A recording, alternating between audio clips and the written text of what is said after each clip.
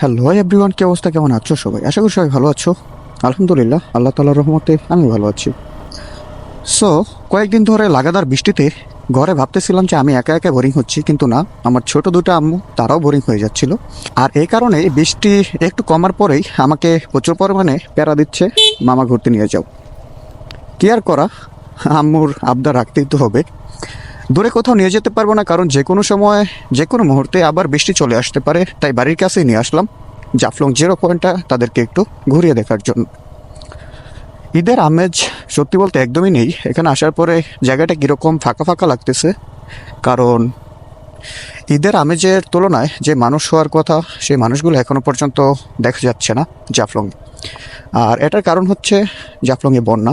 শুধু জাফলং নয়, পুরোটা সিলেটই যেন বন্যায় ভরপুর। আর তুলনামূলক এই কারণটাতেই এখানে পর্যটক একদমই কম। আম্মু, ইন্ডিয়া যাবা? ইন্ডিয়া যাবা? যাবা না? তাহলে আসো, সামনে আসো। করতে হবে, তুমিও তাকাবা না। এই যে আমি কিন্তু বিচার দিয়ে দেবো বাড়িতে গিয়ে।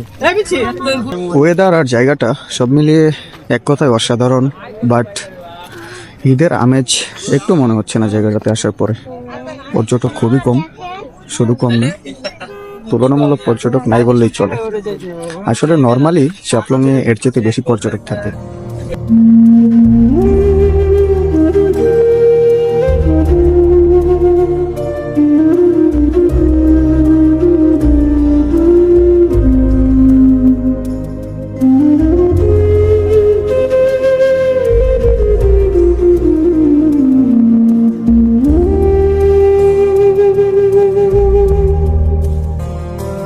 আমি আমার এই দুই ছোট আম্মুকে নিয়ে খুবই মুসিবতে আছি, কারণ প্রচুর পরিমাণে লজ্জা পায়, মানে ক্যামেরার সামনে আসতেই চায় না। অবস্থা সিনা কি করতেন? কারবার কোন দিকে? কি অবস্থা আপনার? ভালো আছেন দাদা? কই যাওয়াত? আমি অনেকদিন পরে দেখলাম আপনার ঘরে। আমগর তো ব্যবসা ম্যাবসা বন্ধ হইলে আওয়া ওই হয় না, বন্যার কারণে তো শেষ।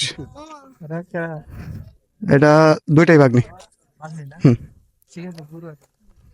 তবে সব মিলাইয়া জায়গাটা আমার কাছে একটু অন্যরকম মনে হইতেছে, আর এটার কারণ হইতেছে বৃষ্টিময় ওয়েদার। কারণ বৃষ্টি থাকলে সচরাচর এখানে খুব কমই আসা হয়। তবে একটা জিনিস খারাপ লাগছে, আমরা যে সময়টাতে আসছি তখন নদীতে ভরপুর পানি, যার কারণে নিচে নামতে পারতেছি না, 0 পয়েন্টের দিকে যাইতে পারতেছি না। উপর থেকে আমরা ভিউটা জাস্ট উপভোগ করতে পারবো। আর সম্ভবত নৌকা চলাচল বন্ধ, ঝর্ণাতেও আপাতত যাইতে পারতেছি না। সো এখানের ভিউটা এনজয় করা ছাড়া আর উপায় নাই। তবে স্পেশালি আমি আমার দুই মাকেই ধন্যবাদ, দুইটা আম্মুকেই ধন্যবাদ, কারণ ওরা যদি জোর না করতো বের হইতাম না আজকে, আর এই ওয়েদারটা মিস করে যাইতাম। ভালো লাগার বিষয়টা হইতেছে গিয়া আমরা যেখানে দাঁড়াই আছি বা যেখানে আসি বর্তমানে, এইখান থেকে নিচের পুরোটা ভিউ ক্যাপচার করা যাইতেছে। নদীর পুরোটা ভিউ, দেন হলো পাহাড়ের পুরোটা ভিউ, দেন বা পাশের যে নদীর ভিউটা এটাও পুরোটা এখান থেকে দেখা যাইতেছে। এই জিনিসটা একটু অন্যরকম ছিল, এই ফিলটা অন্যরকম ছিল, যে কোনো এক পাহাড়ের চূড়ায় দাঁড়াইয়া অন্য পাহাড়ের ভিউ এন্ড নিচের ভিউগুলা একাধারে এক পাশ থেকেই উপভোগ করা যাইতেছে।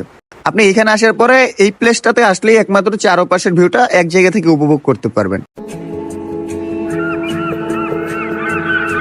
আকাশে দৃষ্টি তোর, বৃষ্টি তোর মনে মেঘ জমে, জানালার হাওয়াতে ছাওয়াতে মনের রোদ কমে।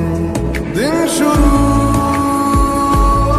তোর কথায়, তুই ছাড়া নামে না রাত চাঁদ থেকে।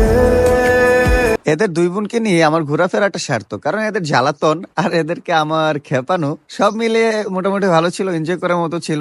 আর আমার ভাগ্নেগুলা মূলত অনেক দূরে থাকে, সেই সিলেট থেকে চুয়াডাঙ্গা, যেটা খুলনার পাশে অবস্থিত, খুলনা বিভাগে, যার কারণে চাইলেও বাসায় আসতে পারে না। মোটামুটি অনেক দিন পরে আসছে, যার কারণে একটু বেশি প্যারা দিচ্ছে আমাকে, আর আমিও মোটামুটি অনেকটা হ্যাপি। তবে মুহূর্তগুলো এনজয় করার মতো ছিল, আর ভিউটা অসাধারণ ছিল, জায়গাটা অসাধারণ ছিল। এত সুন্দর একটা ওয়েদারে, এত সুন্দর একটা প্লেসে দুইটা ছোট্ট আমুকে নিয়ে ঘোরার চাইতে মজা আর কি হইতে পারে।